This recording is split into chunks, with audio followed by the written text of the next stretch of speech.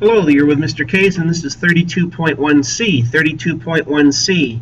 World War II is progressing quite nicely for the Nazis. They have all of the mainland of Europe. They had threatened Britain before they were repelled in the Battle of Britain over the skies of the English Channel.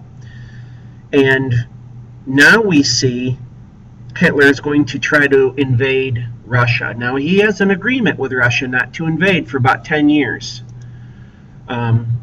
Let's begin with 32.1c.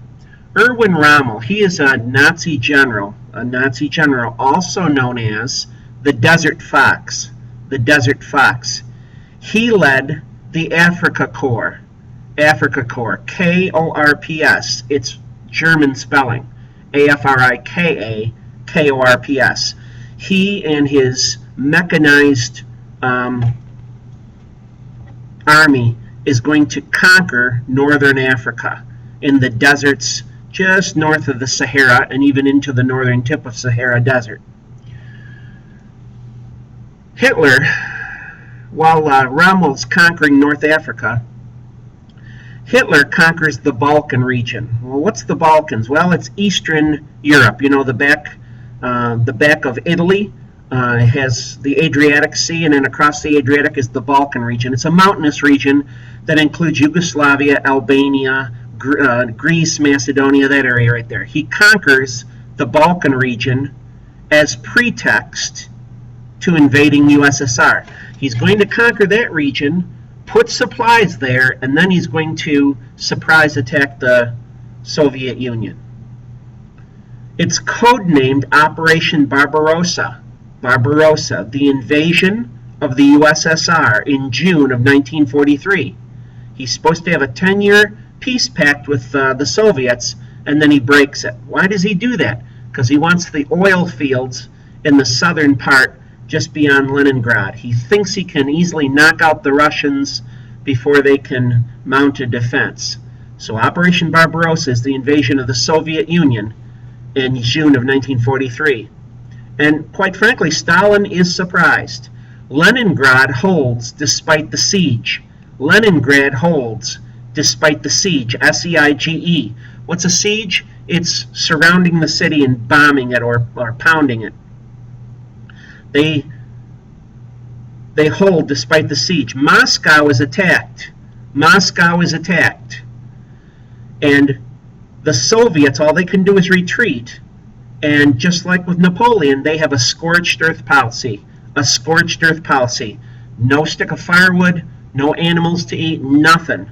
So when the Nazis get there, there is nothing. Then the winter is going to close in around the Nazis. At this time, the United States has a Lend-Lease Act. A Lend-Lease Act. The U.S. lends or leases arms to any nation vital to the U.S. The U.S. lends or leases any arms to any nation vital to the United States. So there were ridiculously low prices for tanks and planes and ships. Nazi subs sink ships. Nazi subs sink ships. So like in World War I with the U-boats, they're sinking Allied shipping. Nazi subs hunt in wolf packs and they sink military and commercial ships. The Atlantic Charter is a document in which Franklin Roosevelt meets Churchill to uphold free trade among nations, and the right of people to choose their own government. So two things here. We're going to uphold the free trade among nations and the right of people to choose their own government. This document is important because it serves as a post-war peace plan. It serves as a post-war peace plan. We know we're going to defeat the Nazis. What's Europe going to look like afterwards? Well, let the people decide what type of government they want and uphold free trade. This is important because this document is the basis for the United Nations. This is the basis for the formation of the United Nations.